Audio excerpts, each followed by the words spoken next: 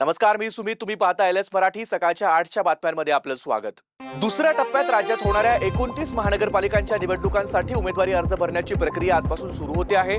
मुंबई महापालिकेची सत्ता कोण हस्तगत करणार याची देशभर उत्सुकता लागली आहे. 2च दिवसांपूर्वी लागलेल्या नगरपालिका आणि नगरपंचायतींच्या निकालांची छाप महापालिका निवडणुकीत पडण्याची शक्यता वर्तवली जाते. महायुती आणि महाविकास आघाडी एकत्र लढणार की नगरपालिकांप्रमाणे स्वतंत्र रिंगणात उतरणार हे त्या 4-5 दिवसात स्पष्ट होणार आहे. उद्धव सेना आणि मनसे यांच्यातील महापालिका निवडणूक जागा वाटपाची चर्चा अंतिम टप्प्यात पोहोचली असून मातोश्री आणि शिवतीर्थावर बैठकांचं सत्र सुरू झालंय.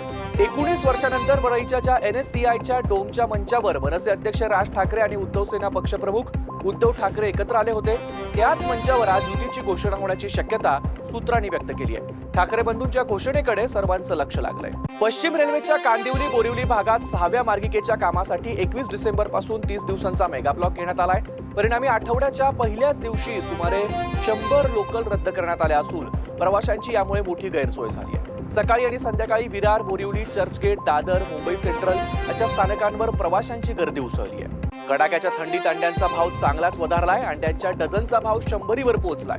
थंड हवामानात कमी उपलब्धता आणि जास्त वापरामुळे मागणी पुरवठ्यातील तफावत वाढली आहे. त्यामुळे मुंबई महानगर क्षेत्रात अंड्यांच्या किमती डझनाला 98 ते 100 रुपयांपर्यंत पोहोचल्यात. लातूरच्या अहमदपूरमध्ये किरकोळ कारणावरून 2 गटात हाणामारी झाली. या हाणामारीत एका 24 वर्षीय तरुणाचा मृत्यू झाला आहे तर 2 जण जखमी झालेत. या घटनेचा व्हिडिओ देखील समोर आलाय. या व्हिडिओत चाकूने सपासप वार करत असल्याचं स्पष्ट पाहायला मिळतंय. पोलिसांकडून पुढील अधिक तपास सुरू आहे. नंदुरबारच्या शहाद्यामध्ये 2 मजली नवीन घराला आग लागली. ही आग शॉर्ट सर्किटमुळे लागल्याचा प्राथमिक अंदाज वर्तवण्यात येतोय. या आगीत लाखोंचं नुकसान झालं असून कोणतीही जीवितहानी झालेली नाही. धुराचे लोळ उठल्यामुळे शहरात अफवांना ऊत आलाय. मात्र अफवांवर विश्वास ठेवू नये असं आवाहन प्रशासनामार्फत करण्यात आलंय. परभणीच्या धाड रोड परिसरातील विद्युत डिपीला आग लागल्याची घटना घडली. या आगीमुळे परिसरातील नागरिकांची तारांबळ उडाली. वीज वितरण विभागाने तात्काळ नवीन विद्युत डिपी बसवावा अशी मागणी देखील नागरिकांनी केली आहे. छत्रपती संभाजीनगरच्या मोंढा नाका पुलावर पाठीमागून येणाऱ्या कारनं रिक्षाला जोरदार धडक दिली. या धडकेत मामा आणि 5 वर्षीय भाचीचा जागीच मृत्यू झाला.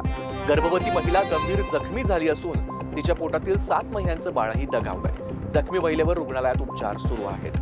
नवी मुंबईतील सी वुड्समध्ये ज्वेलर्स दुकानावर दरोडा टाकण्यात आलाय. बुरखा घालून आलेल्या आरोपींनी बंदुकीचा धाक दाखवून दुकान लुटलं आहे. राज्य शासनाची तत्पर सेवा म्हणून ओळख असलेली 108 रुग्णवाहिका सेवा पैठण तालुक्यात अक्षरशः बेजबाबदारपणे चालवली जात असल्याचा धक्कादायक प्रकार समोर आला.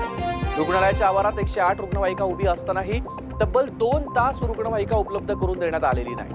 डॉक्टर येईपर्यंत मी गाडी घेऊन जाणार नाही अशी भूमिका चालकानं घेतल्यामुळे गंभीर अवस्थेतील रुग्ण 2 तास रुग्णालयातच अडकून पडला.